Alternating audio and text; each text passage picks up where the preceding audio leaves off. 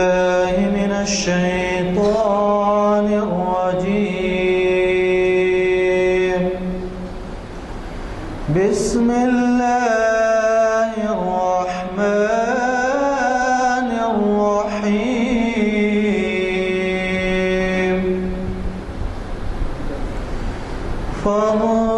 فاذكروني أذكركم واشكروا لي ولا تكفرون.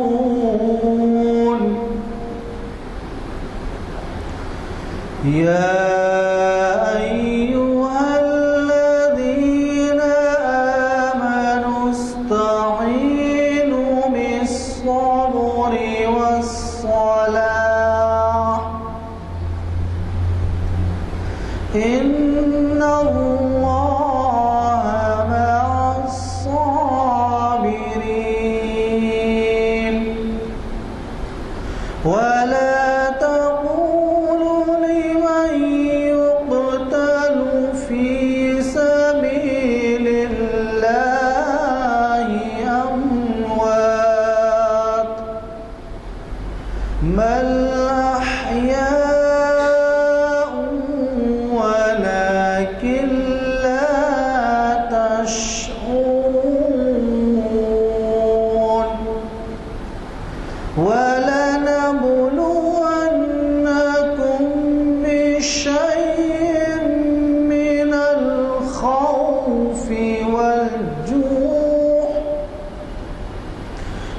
الخوف والجوع ونقص من الأموال والأنفس والثمرات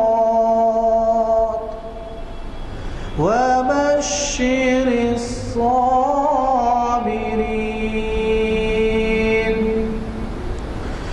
الذين إذا أصابتهم مصيبة قالوا إنا لله وإنا إليه راجعون. صدق اللہ. حضرات، جیسے کہ آپ واقف ہیں، آج ابھی آپ نے خوش اعلان خیرات محمد مرتضیٰ صاحب سے سنی، اور اعلانیہ نمبر 529 کا آج آخری آئٹم ہے.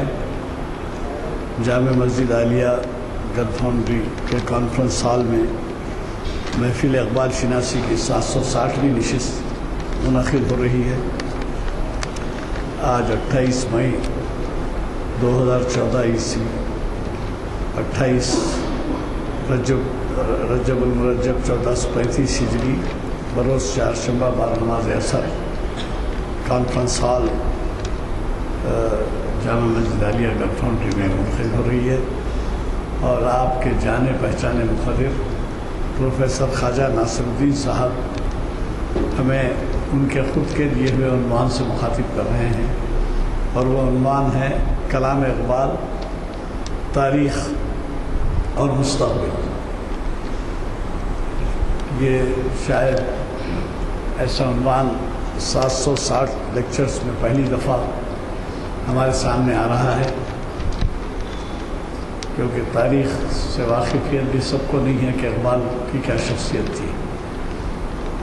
ان کے اشعار کہیں کہیں سنائی دیتے ہیں، سن لیتے ہیں.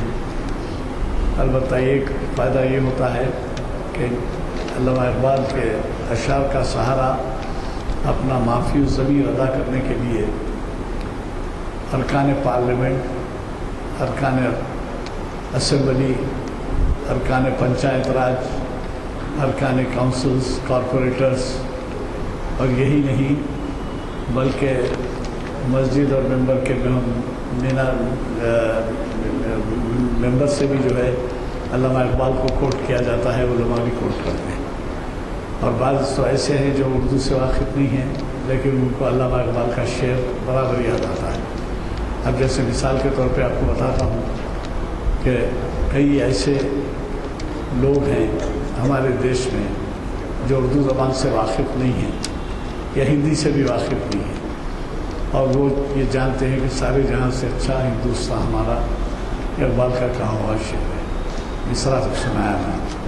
تو بہرحال تاریخ اس لحاظ سے اہم ہے اور وہ تاریخ سنائیں گے آپ کو۔ اور پھر مستقبل کے بارے میں جو بے اعتنائی برتی جا رہی ہے علامہ اقبال سے،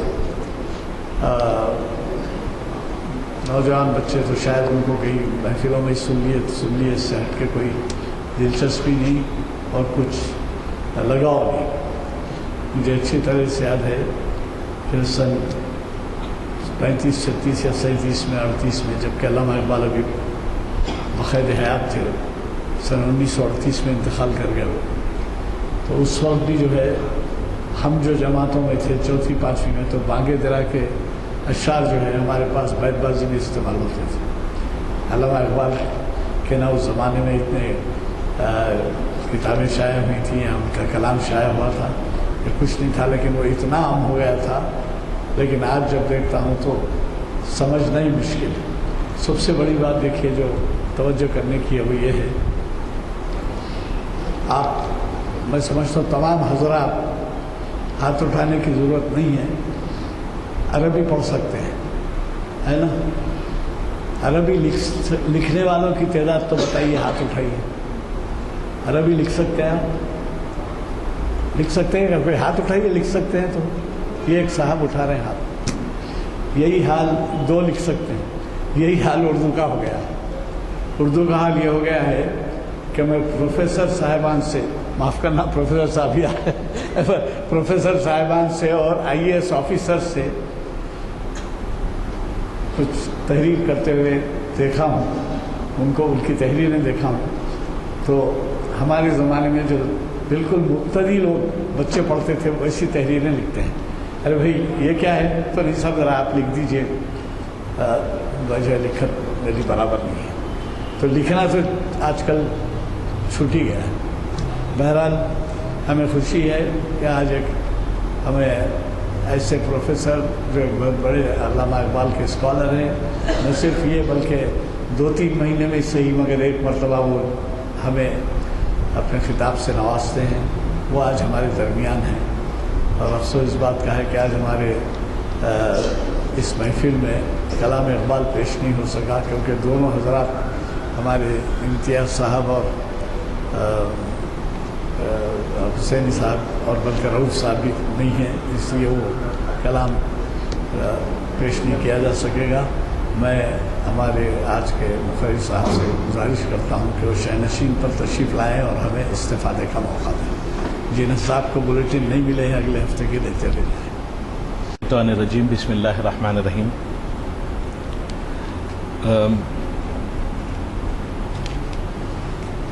معزز حضرات، آج کا جو عنوان ہے کہ کلام اقبال تاریخ اور مستقبل، اس کے انتخاب کی وجہ ہے، اور وجہ یہ ہے کہ کئی میرے احباب اور اسٹوڈنٹس موجودہ دور میں ہمارے امیڈیٹ ماضی میں جو واقعات ہندوستان میں ہوئے اور جس قسم سے ایک تبدیلی آئی، اس ضمن میں سوالات کرتے رہے، تو میں نے غور کیا کہ یہ دیکھا جائے کہ جس نفسیاتی مسئلے کا نارملی ہم لوگ شکار ہوتے رہتے ہیں، وہ دراصل ہے کیا؟ کیوں ہمیں کبھی یہ لگتا ہے کہ ہم سب کچھ ہار چکے ہیں، اور کبھی یہ لگتا ہے کہ ہم بہت کچھ پا چکے ہیں؟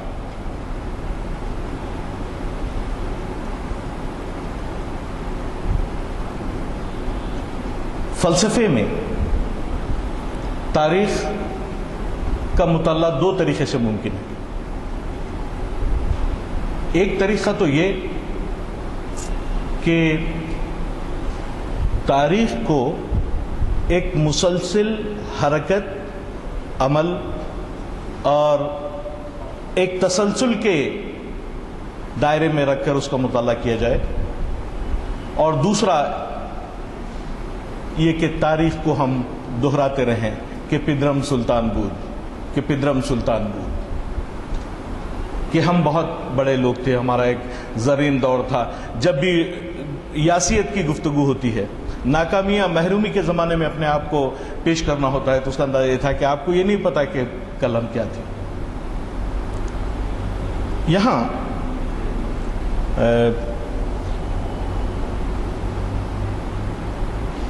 میں آپ سے یہ بتانا چاہوں گا کہ دنیا میں قومیں اور جماعتیں بنتی اور بگڑتی رہتی ہیں، اور بظاہر یہ کوئی انوکھی بات نہیں ہے.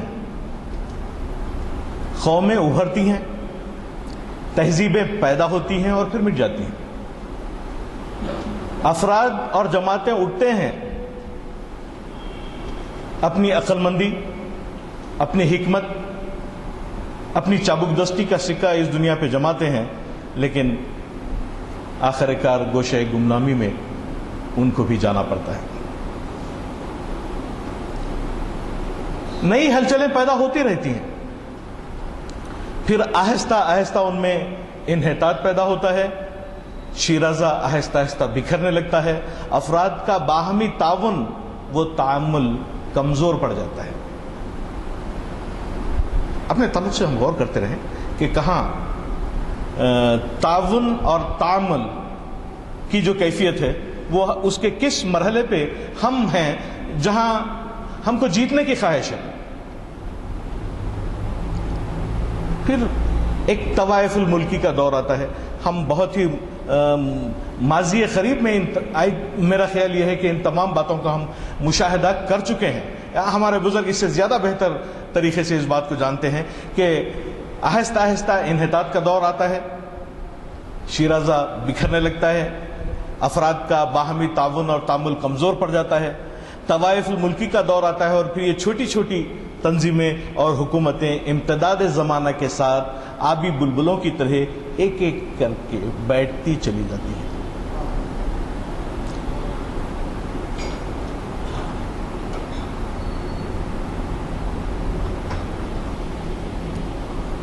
اقبال نے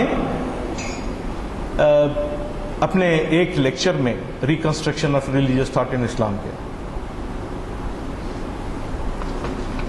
ابن خلدون کا جو رویہ ہے تاریخ سے متعلق اس کو تسلیم کرتے ہیں اور یہ بتانے کی کوشش کرتے ہیں کہ تاریخ واقعتاً ایک مسلسل عمل اور ایک مسلسل پیش آنے والے واقعات کا تسلسل اپنے دامن میں رکھتے ہوئے آگے بڑھتی ہے. یہاں ایک بات سمجھ میں آتی ہے کہ پھر تاریخ کے کون سے مرحلے میں کون سے لوگ کس مقام پر اور کیوں پہنچتے ہیں. علامہ اقبال ہاں مگر اس نقش کو رنگ صبات و دوام جس کو کیا ہو کسی مرد خدا نے تمام. جس کو زندہ رہنا ہے اس کو مرد خدا کی کوئی حرکت اس روئے زمین پر چھوڑنا پڑے گا.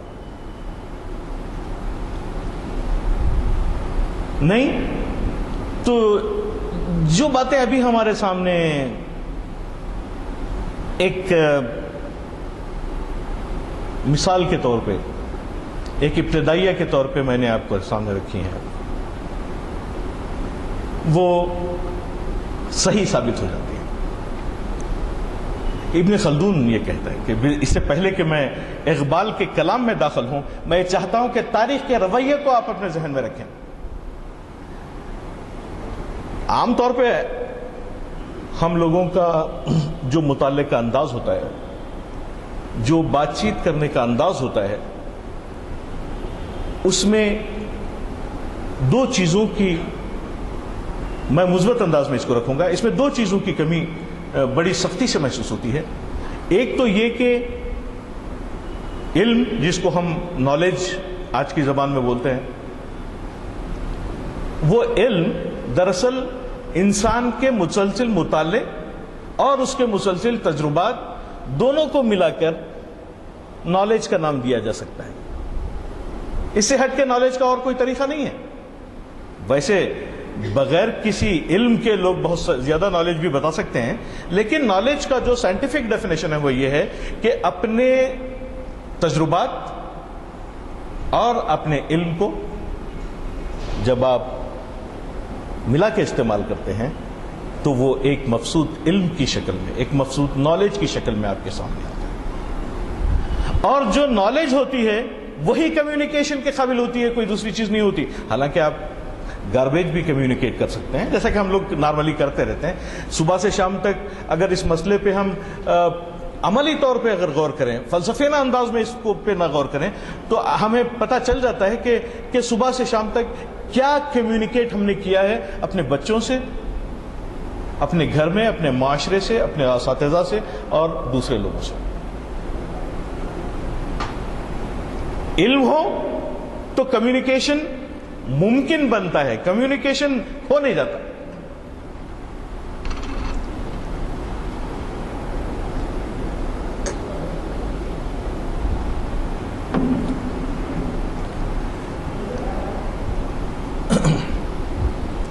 تو علامہ خلدون، ابن خلدون کی کچھ اقتباسات مقدمہ ابن خلدون سے میں آپ کے سامنے پیش کرنے کی کوشش کروں گا۔ 1332 غالباً اس مقدمے کی لکھنے کی تاریخ ہے، لیکن آپ یہ ذرا دیکھیے کہ وہاں سے یہاں تک، یعنی 1332 سے آج تک کچھ حالات بدلے ہیں، کچھ میسیج بدلا ہے، کچھ انفارمیشن کے ایلیمنٹس بدلے ہیں یا نہیں؟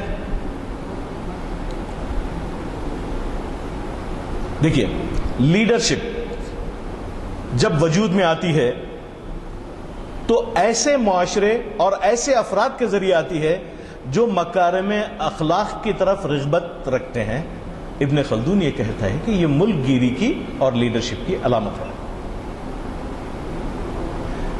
اگر مکارم اخلاق کے باوجود کوئی شخص لیڈر بن جاتا ہے یا اتھارٹی بن جاتا ہے تو آپ یہ بات سمجھ لیجئے کہ جو اس اتھارٹی کے سبجیکٹ ہوں گے، اس کے انڈر میں جو کام کریں گے، ان کی ذہنی صلاحیت، علمی صلاحیت اور کیریکٹر کی صلاحیت کیا ہوگی؟ چونکہ لیڈرشپ انسان کا طبعی خاصہ ہے، ابن خلدون کہتا ہے، اور انسانی معاشرے کے لیے ضروری ہے، اور انسان اپنی صحیح فطرت کی روح سے قوت عاقلہ ناطقہ کی وجہ سے خیر و صلاح سے بہت قریب اور شر و فساد سے بہت دور ہے۔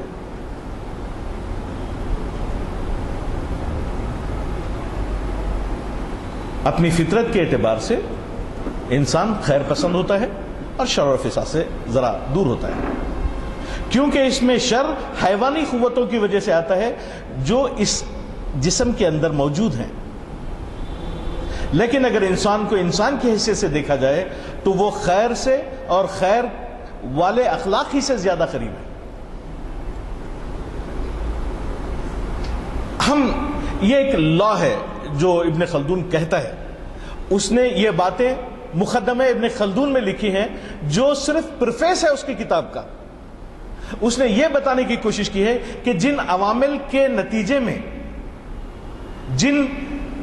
جس پیمائش کو استعمال کر کے میں نے یہ کتابیں لکھی ہیں اور اس کا جو اسٹائل آف تحقیق ہے، یعنی جس طریقے سے میں تاریخ کی تحقیق کیا ہوں اس کے جو رولز ہیں وہ یہ ہیں، اور اس میں رول نمبر 1 یہ ہے کہ خیر والے اخلاق سے زیادہ قریب ہوتے ہیں، اور حکومت و سیاست بھی اس کے لیے انسانی حیثیت ہی سے ضروری ہے۔ اب کوشچن یہ ہے، کیا ہمارے دور میں حکومت اور سیاست ہماری ہی خیر کی کوئی شکل ہے؟ دس از اے کوشچن۔ کیونکہ انسان کا خاصہ ہے، حیوان میں یہ باتیں نہیں پائی جاتی۔ اس صورت میں اچھی عادتیں حکومت و سیاست کی شایع نشان اور مناسب ہیں۔ دیٹ از واٹ ابن خلدون سیز، اچھی عادت۔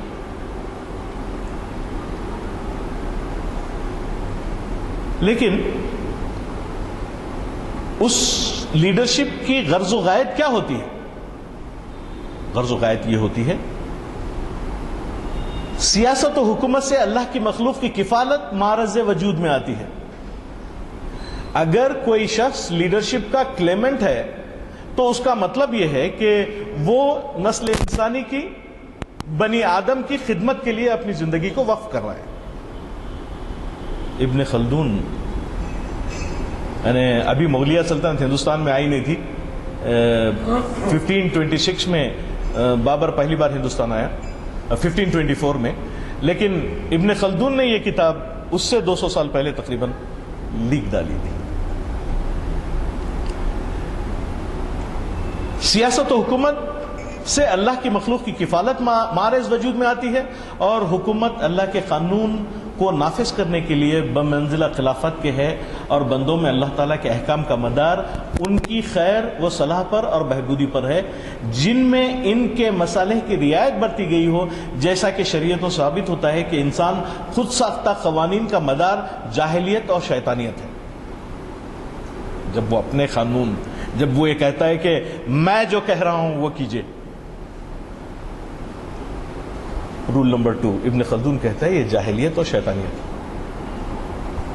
Identified leadership, identified negative aspect, identified کہ کسی انسان میں شیطانیت اور جاہلیت دراصل خیر و صلاح کا برعکس حرکتوں کی وجہ سے وہ ہوتی ہے۔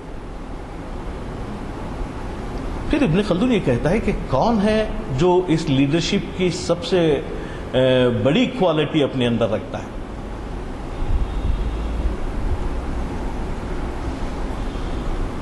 ابن خلدون یہ کہتا ہے کہ انہی لوگوں میں یہ صلاحیت پائی جاتی ہے جو اپنے اندر عصبیت رکھتے ہوں۔ دیکھیے، مجھے یہ نہیں پتا کہ even in English literature Rosenthal has translated ابن خلدون۔ 16 سال ترکی کی لائبریری میں بیٹھ کے وہ شخص عربی سیکھا اور عربی زبان سے مقدمہ ابن خلدون کا ترجمہ انگلش اور فرینچ میں کیا۔ وہ خود بھی عصبیہ کا ٹرانسلیشن نہیں کیا، لیکن وہ میننگ بتایا۔ وہ یہ کہتا ہے کہ عصبیت قوموں کی زندگی بناتی ہے یا بگاڑتی ہے، ان کی ترقی کے مدارج طے کرواتی ہے یا ان کو تنزل کے گہرے غاروں میں ڈھکیل دیتی ہے عصبیت۔ یہاں علامہ اقبال کہتے ہیں کہ خودی کی موت ہے اندیشہ ہے گوناگوں۔ تو مجھے یہ لگتا ہے کہ عصبیت is somewhere very near to Iqbal کی خودی کے concept of that is what my, جو یہ میرا مطالعہ ہے۔ میں بار بار پڑھتا ہوں، بار بار یہ غور کرتا ہوں کہ ایک عصبیت ایک شخص کو لیڈر بناتی ہے۔ ابن خلدون یہ کہتا ہے، علامہ اقبال یہ کہتے ہیں کہ بھائی کہ اگر آپ کو کچھ کرنا ہے دنیا میں تو اپنی خودی کو طاقتور بناؤ، اس سے ہٹ کے اور کوئی طریقہ نہیں ہے۔ اور پھر علامہ اقبال بلکہ تمام ہسٹورین یہ کہتے ہیں کہ حال کے آئینے میں ماضی کی تصویریں دیکھنا جو علم سکھلاتا ہے وہ ہے علم تاریخ، اور اس علم کی بنیاد پر آپ مستقبل کا نقشہ تیار کر سکتے ہیں۔ یعنی وہ قومیں جن کے پاس اپنی ماضی کا کوئی علم نہیں ہے، وجہ اس کے کہ دو باتیں میں، ایک تو اسٹیٹک نالج آف ہسٹری، جس میں یہ کہتے ہیں کہ پدرم سلطان بود کہ ہم بہت بڑے خاندان سے ہیں، ہمارے باپ حکمران تھے، یا دوسری یہ کہ تاریخ کو مسلسل ایک تبدیلی کی علامت سمجھا جائے اور اس تبدیلی کے مطابق اپنے آپ کو ایڈاپٹ کیا جائے، اپنے آپ کو اس سانچے میں ڈھالا جائے بغیر اپنے اصول، ضوابط اور شرعی قانون سے کمپرمائز کیے۔ اب ابن خلدون یہ کہتا ہے کہ کہ حکمرانوں کے اوصاف کیا ہوتے ہیں؟ دیکھیے حکمرانوں کے اوصاف کیا ہوتے ہیں۔ ایسے لوگ کمزوروں اور عاجزوں کا بوجھ اٹھا لیتے ہیں، مہمان نواز ہوتے ہیں، فقراء کی سخت باتیں برداشت کر لیتے ہیں، اپاہجوں کی خیر خبر رکھتے ہیں، یتیموں کے سر پر ہاتھ پھیرتے ہیں، غریب و نادار اشخاص کا کام کرا دیتے ہیں، مصائب پر صبر کرتے ہیں، عہد کو پورا کرتے ہیں، عزت و آبرو کی حفاظت میں مالی قربانیاں پیش کرتے ہیں، شریعت کا احترام کرتے ہیں، علماء کی عزت کرتے ہیں جو شریعت کے احکام جاننے والے ہیں۔ یعنی یہ لیڈرشپ کے اوصاف ہیں۔ اگر موجودہ دور میں کسی کمیونٹی کے پاس یہ اوصاف اگر موجود نہ ہوں،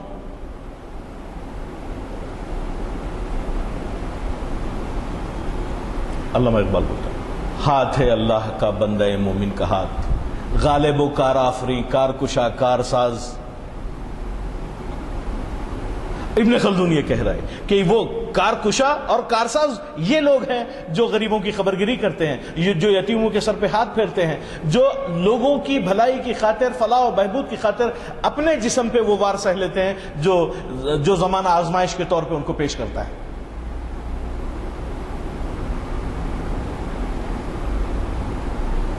جو شریعت کے احکام جاننے والے ہیں اور علماء دین کے لیے جو کام مقرر کرتے ہیں، جو کام ان کے لیے مقرر کرتے ہیں ان پر عمل پیرا رہتے ہیں، جن کاموں سے روکتے ہیں ان سے باز رہتے ہیں، یعنی امر بالمعروف و نہی عن المنکر، ان کے بارے میں اچھے گمان رکھتے ہیں، دینداروں سے محبت کرتے ہیں، ان سے برکتیں حاصل کرتے ہیں، ان کی دعائیں لیتے ہیں، اکابر اور مشائخ سے شرمانے میں ادب کا شرماتے ہیں اور ادب و احترام بجا لاتے ہیں۔ یہ ابن خلدون وہ اوصاف بیان کرتا ہے جو قوموں کو اپنے اونچائی پر پہنچاتے ہیں۔ پھر زوال کے اسباب، جب حق تعالیٰ کسی قوم سے ملک چھیننا چاہتا ہے تو اس میں اخلاق کے ذلیلہ اور رذیل عادتیں پیدا فرما دیتا ہے۔ لک، you have got a thermometer, ایک یارڈ اسٹک آپ کے پاس ہے، ایک پیمائش آپ کے پاس ہے۔ صبح سے شام تک ہم جس دور میں رہتے ہیں اس دور میں ایک مسئلہ ہے ضرور کہ آپ سامنے آئیں، لوگوں سے بولیں کہ دیکھیے میں کتنا اچھا آدمی ہوں، دیکھیے میں کتنا اچھے کام کرتا ہوں، کتنے لوگوں سے میری جو ہے ملاقاتیں ہیں اور وغیرہ وغیرہ۔ یہ باتیں ہم آج کے دور میں کرتے ہیں، لیکن کبھی ہم نے غور کیا ہے کہ جو ہمارے تحقیق کے اساتذہ رہے ہیں، جس میں ابن خلدون کو نمبر 1 علوم کی بنیاد پر، سائنٹیفک اپروچ کی بنیاد پر، ڈیڈکٹیو میتھڈ اور انڈکٹیو میتھڈ کی بنیاد پہ، ایکسپیریمنٹل سائنسز کی بنیاد پہ استاد کہا جاتا ہے، ہم کچھ جانتے نہیں۔ اسلاف سے جو میراث کی توقع تھی وہ تو ہم کو ہے ہی نہیں، اور اگر زمین سے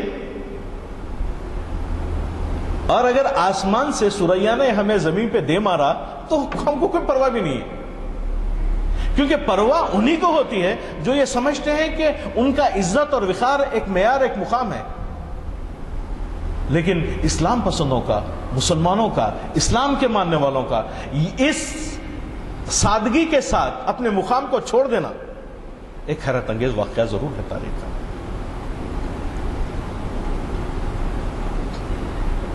جب حق تعالیٰ کسی قوم سے ملک چھیننا چاہتا ہے تو اسے اخلاق ذمیمہ اور رذیل عادتیں پیدا فرماتا ہے، اس لیے وہ لوگ سیاسی خوبیوں سے محروم ہو جاتے ہیں، اور جب حرمہ نصیبی بہت زیادہ بڑھ جاتی ہے تو حق تعالیٰ شانہ ان کے قبضے سے ملک نکال لیتا ہے اور کسی دوسری قوم کو دے دیتا ہے جس میں سیاسی خوبیاں پائی جاتی ہیں، تاکہ لوگوں کو معلوم ہو جائے کہ ملک سے محرومی اور حکومت کا نکلنا خود ان کے کرتوتوں کا ثمرہ ہے۔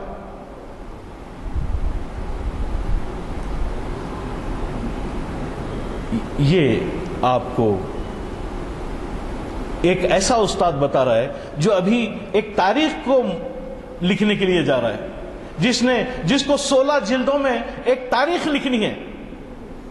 وہ یہ کہہ رہا ہے کہ دیکھیے صاحب، میں اپنی کتاب کو لکھنے کے معاملے میں جو سائنٹیفک میتھڈ ایڈاپٹ کیا ہوں وہ یہ ہے کہ جب ایسا ہوتا ہے، جو لیڈرشپ ہوتی ہے، جو حکمران لوگ ہوتے ہیں وہ ان قسم کے ہوتے ہیں، اور جب ان کے زوال پیدا ہو جاتا ہے تو ان کی صورتحال یہ ہوتی ہے۔ یہ 2 رول اس نے رقم کر دیے ہیں۔ آپ چاہیں تو اپنی زندگی میں موجودہ دور میں جہاں چاہے اس کو استعمال کر سکتے ہیں۔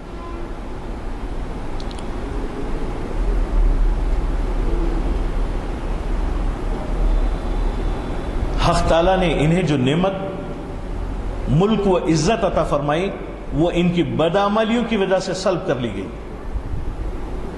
قرآن میں ہے، جب ہم کسی بستی کو ہلاک کرنا چاہتے ہیں تو ان میں مالداروں کی کثرت کر دیتے ہیں۔ بلکہ سورہ قانون میں اللہ تعالیٰ یہ بھی کہتا ہے کہ بھئی وَكَمْ أَهْلَكْنَا مِنْ قَرْيَةٍ بَطِرَتْ مَعِيشَتَهَا، کہ کتنے ہی ایسی بستیوں کو ہم نے برباد کر دیا ہے جس کے لوگ اپنی معیشت پر اترا گئے تھے، اور اس میں ہماری بستیاں تو بے شمار ہیں۔ یعنی اگر آپ اسپین سے نکلے، ترکی پہنچے، عرب جائیں، مصر جائیں، پرانی تمام ہندوستان پہنچے، تو آپ کو اس علم کے قبرستان آپ کو ہر مقام پہ نظر آئیں گے۔ اس کے لیے ضروری نہیں ہے کہ کوئی فلسفے کا اور تاریخ کا بہت بڑا ماہر آپ کے سامنے بیٹھ کے ایک لیکچر دے، لیکن یہ بات اپنی جگہ قائم ہے۔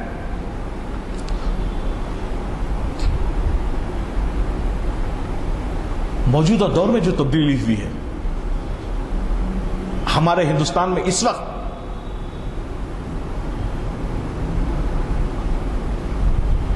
ایک عصبیت والی قوم اپنے مقصد اور اپنی منزل پر پہنچنے میں کامیاب ہوئی، اور ایک ایسی قوم جس کی عصبیت کا شیرازہ بکھرا ہوا ہے، وہ قوم انحطاط پذیر ہوئی۔ یعنی ڈاکٹر کے لیے ضروری نہیں ہے کہ وہ ایک گالی دے کہ تم کو بخار کیوں آیا، یہاں تو وہ تو بولتا ہے کہ اگر آپ نے یہ کیا اس لیے آپ کو بخار آیا، یہ کھائیے جائے گا۔ تو جس کو پہلے بخار تھا وہ گولی کھا چکا، اس کا بخار دور ہو گیا، اور کچھ لوگ ایسے ہیں کہ میں دیکھ لوں گا بخار کے ساتھ ہی۔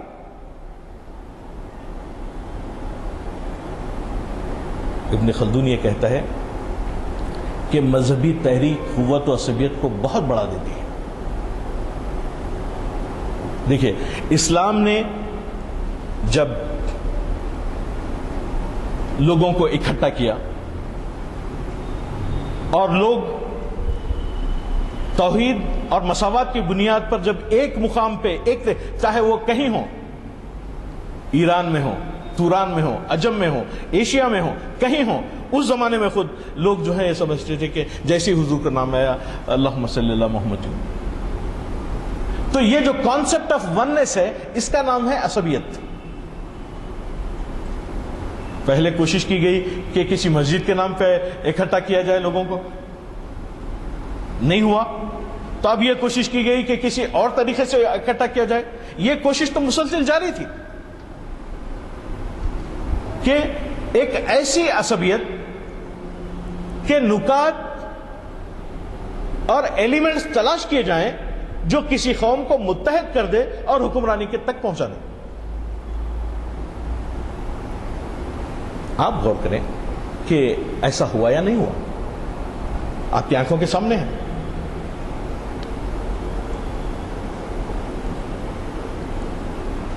یہاں ابن خلدون یہ کہتا ہے کہ مذہبی تحریک قوت و عصبیت کو بہت بڑھا دیتی ہے۔ اس کا سبب یہ ہے جیسا جب لوگوں پر دینی رنگ چڑھ جاتا ہے تو ان کا باہمی حسد کافور ہو جاتا ہے، اور ہمیں سے ہر ایک حاسدین کا امام ہے۔ یہاں تو بات یہ ہوتی ہے کہ بھئی جب دین کا رنگ چڑھتا ہے تو حسد کافور ہو جاتا ہے۔ ہوا ہے؟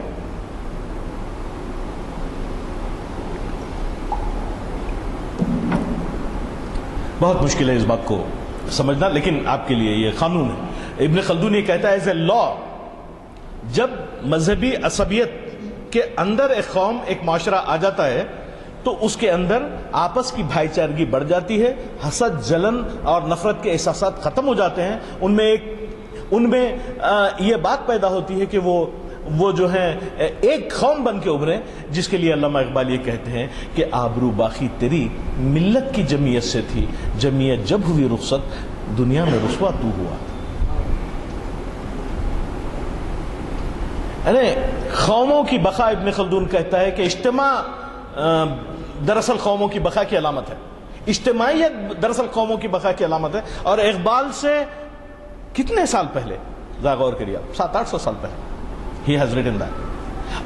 تو اب پتہ چلتا ہے کہ جتنے ہمارے اسکالرز ہیں، مفکرین ہیں، انہوں نے اپنی طرف سے شاید کوئی بات نہ کہی ہو، لیکن ایک نئے پیرائے میں، اس دور کے ایڈیم میں، جس میں لوگ سمجھتے ہیں، جو زبان سمجھتے ہیں، اس میں بات کرنے کی کوشش کی ہے۔ تو علامہ اقبال اور ابن خلدون آپ کو ایک ہی ایسا ہے کہ سواری میں سوار، ایک ہی بوٹ پہ جو ہے ان کے پیر ہیں، آپ کو ایسا لگے گا، اور ایک ہی دور میں وہ موجود تھے، ایسا بھی آپ کو پتہ چلے گا۔ لیکن صرف یہاں بات جو سمجھنے کی ہوئی ہے کہ نہ ہم کو ملت اسلامیہ کو وہ یاد ہے، کیونکہ اگر آپ قانون توڑیں گے، یاد رکھیے، اگر آپ قانون توڑیں گے تو آپ بچ نہیں سکتے، لہٰذا ہم نہیں بچے ہوئے ہیں کیونکہ ہم قانون توڑتے ہیں۔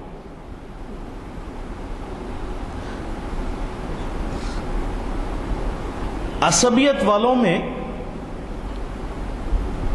یہ رنگ سب کی توجہ حق کی طرف پھیر دیتا ہے۔ جس کے پاس دینی سولیڈیرٹی ہوتی ہے، وننس ہوتی ہے، وہ انسان کی تمام تر صلاحیتوں کو سچ کی طرف دیتی ہے۔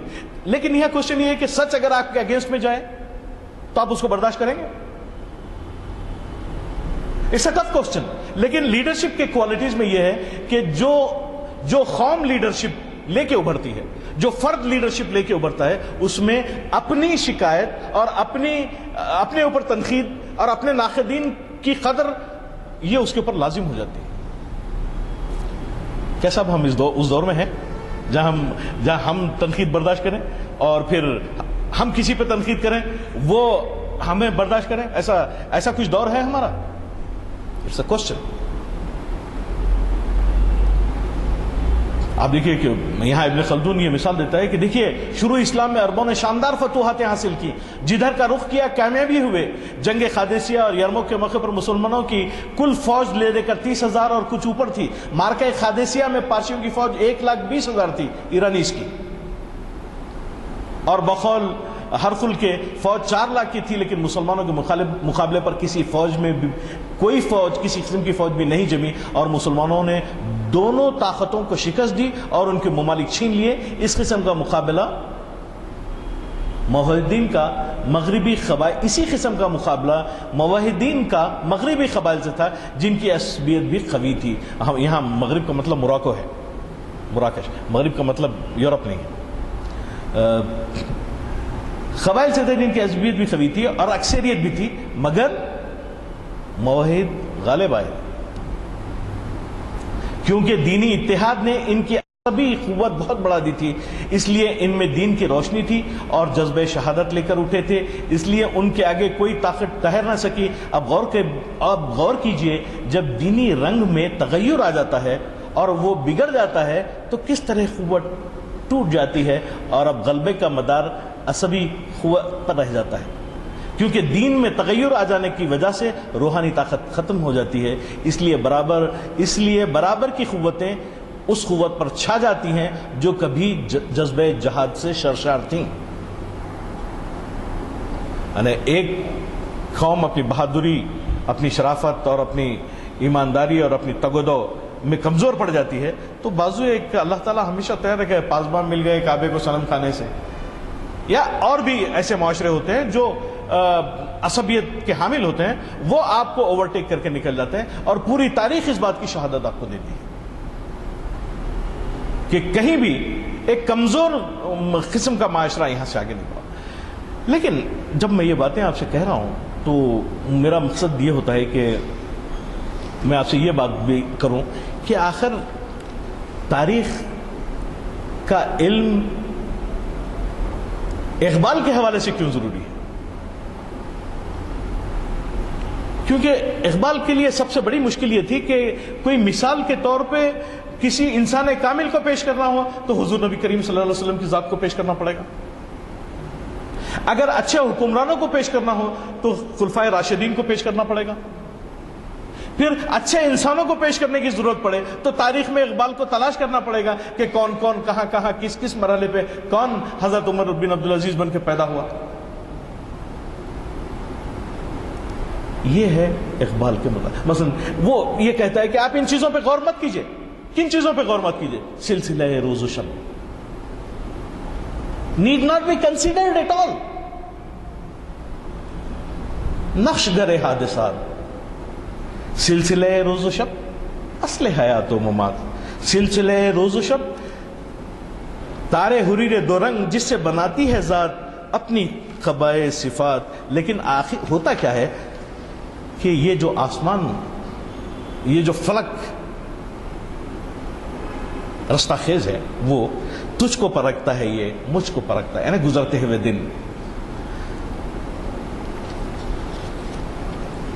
تیرے شب و روز کی اور حقیقت ہے کیا؟ ایک زمانے کی رو جس میں نہ دن ہے نہ رات، آنی و فانی تمام، معجزہ ہے ہنر، کار جہاں بے سی بات، کار جہاں بے سی بات. یعنی تاریخ کے اس اونچائی سے گرنے پر آپ کو تڑپتے اور پھڑکتے رہنے کی ضرورت نہیں ہے، کیونکہ it is also a rule. علامہ سیز اول و آخر فنا، باطن و ظاہر فنا، نقش کہن ہو کے نو، منزل آخر فنا. لیکن دا رول از ہے مگر اس نقش کو رنگ سی بات و دوام، جس کو کیا ہو کسی مرد خدا نے تمام. جب ہم یہ گفتگو کرتے ہیں تو کوشش یہ کرتے ہیں کہ میں مرد خدا بننے کی کوشش کروں، آپ مرد خدا بننے کی. Don't listen simply, don't go to any lecture, don't listen to any wise. اگر آپ عملی طور پہ اس کو اپنی زندگی میں لاگو نہیں کرنا چاہتے تو ڈونٹ ویسٹ یور ٹائم، کیونکہ یہی ہے جہاں سے قوموں کی زندگی کا شیرازہ بنتا ہے یا تو پھر بکھر جاتا ہے. کیوں؟ مرد خدا کا عمل. یعنی وہ جو لیڈرشپ کی بات ابن خلدون کے حوالے سے کی گئی ہے وہ ہے کون؟ وہ ہے دراصل مرد خدا. نئے ایڈیم میں، نئے زمانے میں، نئی زبان میں، کیونکہ ابن خلدون کے زمانے میں اردو نہیں تھی. یہ تو ترکیوں اور یہ بالکل جو ہے آپ کے قریب قریب غلامان خاندان کے بعد سے شروع ہوئی. تو مرد خدا کا عمل عشق سے صاحب فروغ، عشق اصل حیات موت ہے اور اس پر حرام. یعنی اقبال کی عصبیت نہ صرف خودی ہے بلکہ عشق بھی ہے، کیونکہ یہ عشق کوئی گلی کوچوں کا یہ جو ہم نارملی عام طور پہ دیکھتے ہیں وہ عشق نہیں ہے. یہاں وہ بات بنتی ہے جس سے جو ہے قوموں کی مزاج میں تبدیلی آتی ہے، قوموں کی کیمسٹری چینج ہوتی ہے، اور ایسا چینج ہوتی ہے کہ وہ ایک اکثیر کے نسخے کی حیثیت سے پوری قوم کے سامنے چلے جاتی ہے اور پورے قوم کی کیمسٹری تبدیل ہوتی ہے. سارے لوگ تو خوش ہیں. Vote for a change, that is what Obama has said. But what is change?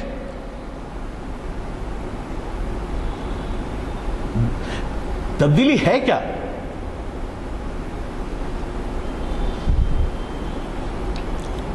کیونکہ بولتے کہ اقبال از ویری ڈیفیکلٹ. جیسا صاحب بتا رہے تھے ابھی جزدانی صاحب کہ اس زمانے میں سمجھنے والا کون ہے. دیکھیے نہیں سمجھیں گے تو پھر دوسری قومیں سمجھیں گی. آج ابن خلدون کو فادر آف سوشالوجی کہا جاتا ہے، علوم عمرانیات کہا جاتا ہے. اس کا ریزن کیا ہے؟ ہی از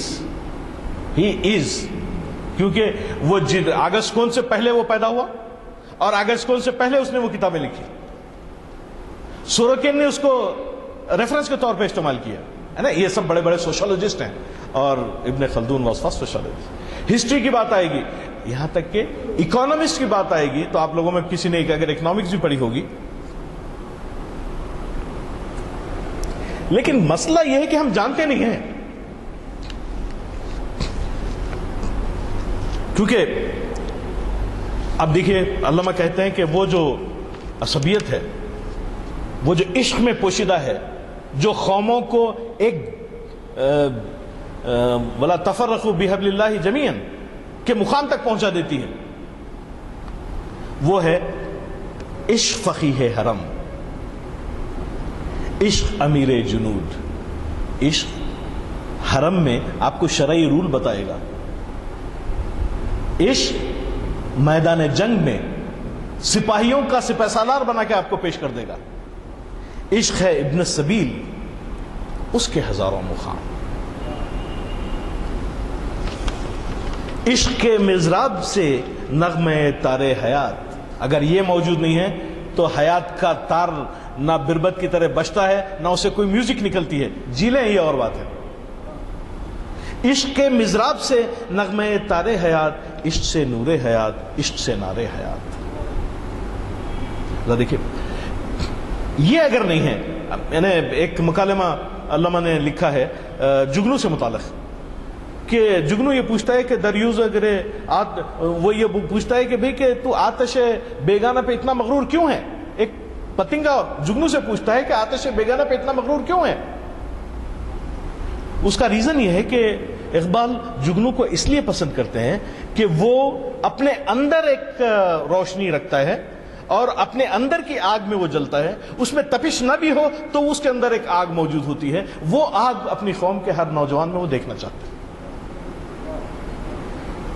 لیکن اگر آپ اس کو تھوڑا سا، وہ پوچھتا ہے کہ کیوں تو مغرور ہے، یعنی یہ صرف ہم کو سکھانے کے لیے بات، وہ جگنو جواب پلٹ کے دیتا ہے کہ دریوز اگر آتش بیگانہ نہیں، میں کسی بیگانی آگ کے اطراف چکر لگا کے جان نہیں دیتا، مرنا ہوتا ہے تو میں اپنی آگ میں مرتا ہوں۔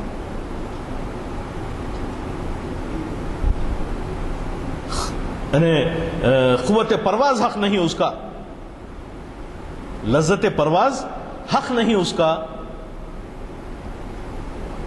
جس کا جذب خاک سے آزاد، یعنی نچلی سطح سے اٹھ کے اوپر آنا اور مکارم اخلاق جس کو ہم کہتے ہیں ان کو اپنے اوپر لاگو کرنا، اس وقت تک اونچائی پہ اٹھنا بہت مشکل کام ہوتا ہے۔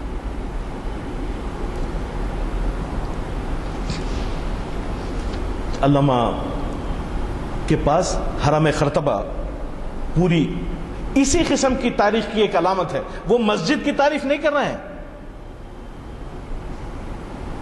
دراصل مسجد خرطبہ، the mosque of Cordoba is not something for which Iqbal is trying to praise۔ وہ دیکھتا ہے کہ تاریخ کی تمام خوبیاں اگر موجود ہیں ان اقوام میں، that is the reason this mosque has taken the shape۔ اس مسجد کے بنانے میں وہ تمام کوالٹیز شامل ہیں جو کسی قوم کے اندر ضروری ہوتی ہیں ایک نیک کام کرنے کی خاطر۔ وہ سین اقبال مسجد خرطبہ میں دیکھتے ہیں تو پھر بات بدل جاتی ہے، آواز بدل جاتی ہے۔ اے حرم خرطبہ عشق سے تیرا وجود، یعنی وہی عصبیت جو یونٹی، جو وننس کی علامت تھی، وہ لے جاتی ہے طارق ابن زیاد کو جبل الطارق کی طرف، اسپین موراکو کراس کرواتی ہے، اسپین میں داخلہ کرواتی ہے، اسپین میں جیتاتی ہے، اسپین میں 1000 سال تک رکھتی ہے۔ 1000 سال تک ہندوستان میں حاکم قوم کا شیرازہ کس طرح بکھرا ہوا ہے آپ دیکھیے۔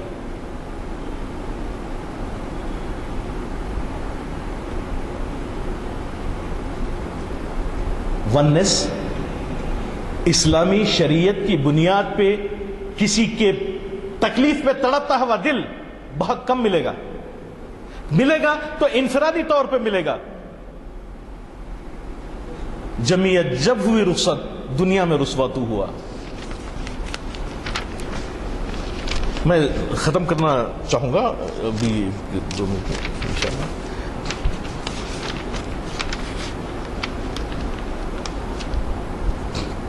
پھر میں جب آپ کے سامنے یہ عرض کر رہا ہوں کہ مسجد خرطبہ میں اقبال نے تاریخ کی ان بلندیوں کو تاریخ میں مسلمانوں اور اسلام کی ان صفات کا مشاہدہ کیا ہے جو انمٹ اور ایک نقش قائم کر دینے والی ہوتی ہیں، تو اس کو اقبالیاں کہتے ہیں کہ تیرا جلال و جمال مرد خدا کی دلیل، تیرے ان پتھروں میں، وہ چٹانیں اتنی مضبوط اور اتنی قوی اور اتنی وزنی تھی کہ ان میں کوئی جلالی مسلمان ہی کھڑے ہو کے اس کی تعمیر میں اپنا حصہ ادا کر سکتا تھا۔ اقبال یہ لکھتے ہیں تیرا جلال و جمال مرد خدا کی دلیل، وہ بھی جلیل و جمیل، تو بھی جلیل و جمیل۔ اقبال کے یہی اشعار آپ لوگ لکھ لیں اور جا کے کسی ایک آدمی سے بولیں، یا کسی بلڈنگ کو دیکھ کے بولیں، یا کسی آپ جس کو چاہیں پسند کریں اس سے بولیں کہ تیرا جلال و جمال مرد خدا کی دلیل۔ ذرا بول کے تو دیکھیں، آپ جائیں لکھ لیں اس کو۔ عمل سے زندگی بنتی ہے جنت بھی جہنم بھی۔ پھر کیا ہے؟ تیرے در و بام پر وادی ایمن کا نور، تیرا مینار ہے بلند جلوہ گہ جبرائیل۔ تو یہ ہم لوگ یہ سمجھتے ہیں کیا بڑا لمبا اونچا مینار تھا ہوگا، آسمانوں کو چھو لینے والی عصبیت، ایسی طاقت، ایسی قوت، ایسا آرکیٹیکچر کہ جس کے لیے آج ہم ترستے ہیں دیکھنے کے لیے، وہ موجود تھا۔ اس لیے اقبال کو مینار کو دیکھ کے بولنا پڑا کہ یہ سب تو ٹھیک ہے، لیکن تیرا مینار ہے بلند ایسا کہ جبرائیل وہاں اتر سکتے ہیں۔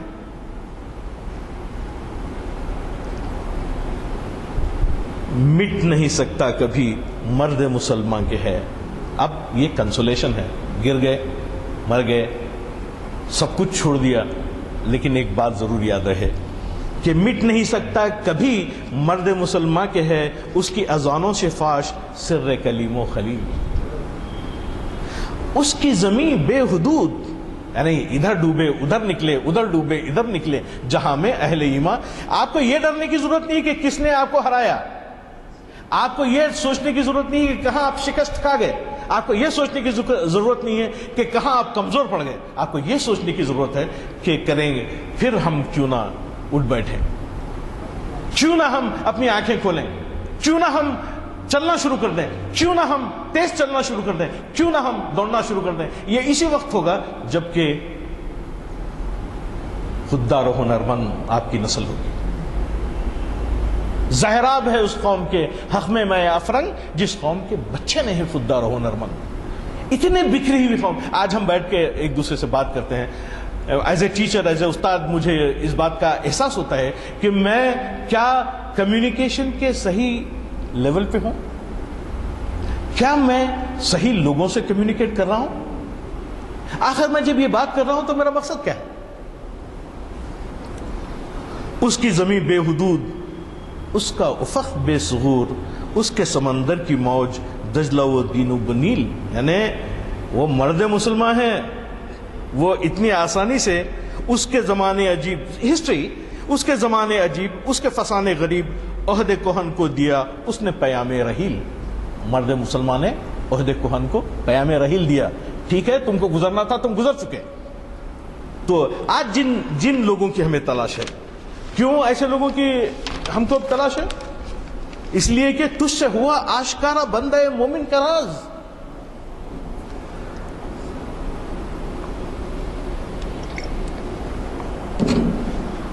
ہم یہ پہچان ہی نہیں پاتے تھے کہ وہ لیڈرشپ کی کوالٹی کیا ہوتی ہے، وہ لیڈر کون سا ہوتا ہے۔ ظاہر ہے کہ علامہ کے پاس حضور نبی کریم صلی اللہ علیہ وسلم کی ذات سب سے بڑی لیڈرشپ کی کوالٹیز والی ذات۔ تجھ سے ہوا آشکارا بندہ مومن کا راز، اس کے دنوں کی تپش، اس کے شبوں کا گداز، اس کا مقام بلند، اس کا خیال عظیم، اس کا سرور، اس کا شوق، اس کا نیاز، اس کا ناز۔ میں نے بتایا کہ لیڈرشپ کے اوصاف ابن خلدون نے کیا بیان کی ہیں، اور اس کے کتنے سو سال بعد وہی لیڈرشپ کے اوصاف ایک گنج کی شکل میں اقبال آپ کے سامنے پیش کر رہا ہے۔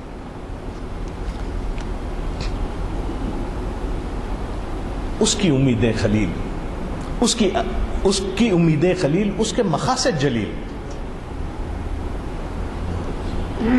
My question is, do we have any مقصد؟ ہم جب صبح سے شام تک اگر ہم بڑی بڑی باتیں جیسا ہم کر رہے ہیں کہ جو ہے inductive method, deductive method, experimental method, یہ سب ابن خلدون نے اس دور میں اڈاپٹ کیا ہے جس کو راجر بیکن لے کے یورپ چلا گیا تو یورپ انڈسٹریل ریولوشن لے کے نکلا، ایک صنعتی انقلاب کا بانی بن گیا 17 سینچری میں. اس کی امیدیں خلیل، اس کے مقاصد جلیل، اس کی ادا دل فریب، اس کی نگاہ دل نواز. ہمارے اطراف اکناف میں ہے کس کی نگاہ کو ہم دل فریب اور دل نواز بول کے اس کے قریب جا سکتے ہیں؟ جیسے ہی نماز ختم ہوئی امام سے ملنا گوارا نہیں، جیسے الیکشن ختم ہوا لیڈر سے ملنا گوارا نہیں.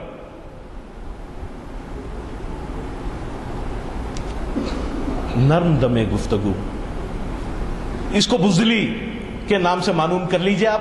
آج کے دور میں جن باتوں کو ابن خلدون اور اقبال لیڈرشپ کی ہائیسٹ کوالٹیز میں لکھتے ہیں ان باتوں کو موجودہ دور میں آپ بزدلی کی علامت کے طور پر لکھ لیں.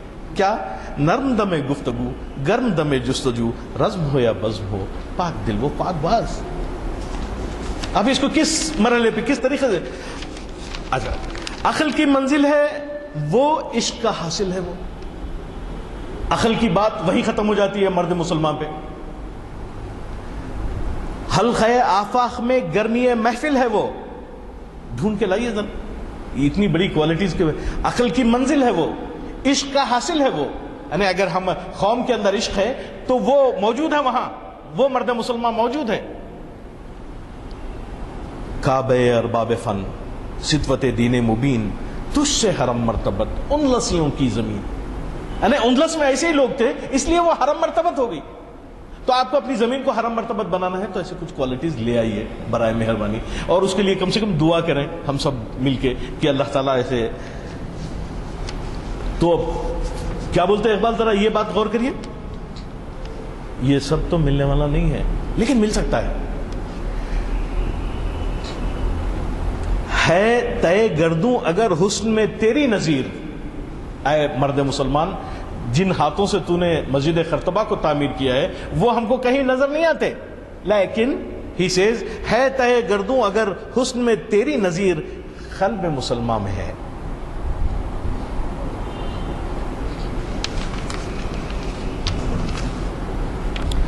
اور نہیں ہے کہیں. دیکھیے آپ اپنے اپنے قلب ٹٹولیے، شاید مل جائے. کیا ہوگا؟ جن کی حکومت سے ہے فاشی رمز غریب، سلطنت اہل دل فخر ہے شاہی نہیں. That is what ابن خلدون says. جب میں حکمرانوں اور لیڈرشپ کی کوالٹیز آپ کو بتا رہا تھا ابن خلدون exactly says this. جن کی نگاہوں نے کی تربیت شرق و غرب، ظلمت یورپ میں تھی جن کی خرد راہ بین. یورپ جس اندھیرے میں تھا، راجر بیکن اپنے ساتھیوں کے ساتھ عربی زبان سیکھا، عربوں کے سارے علوم وہ وہاں لے گیا. تاریخ کی جو ضرورت ہے اس کو جو ہے پہچانا بہت بہت مشکل ہے. میں نہیں چاہتا کہ اور زیادہ اس تعلق سے بات کروں، لیکن ایک بات یہ کہہ دیتا ہوں کہ روح مسلمان میں ہے آج وہی اضطراب، راز خدائی ہے یہ کہہ نہیں سکتی زباں. یہ جو کانسیپٹ ہے، یہ چیز ہے، اس کو یہاں جو ہے اس بات کو مجھے یہاں ختم کرنا چاہیے یہ کہہ کے کہ علامہ اقبال کو توقع ہے، امید ہے کہ عالم نو ہے بھی پردہ تقدیر میں، میری نگاہوں میں ہے اس کی سحر بے حجاب. پردہ اٹھا دوں اگر چہرے افکار سے، لا نہ سکے گا فرنگ میری نواؤں کتاب جس میں نہ ہو انقلاب. موت ہے وہ زندگی، روح امم کی حیات، کشمکش انقلاب، نقش ہے سب ناتمام.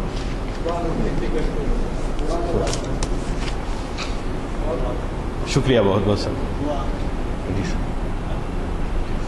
آئیے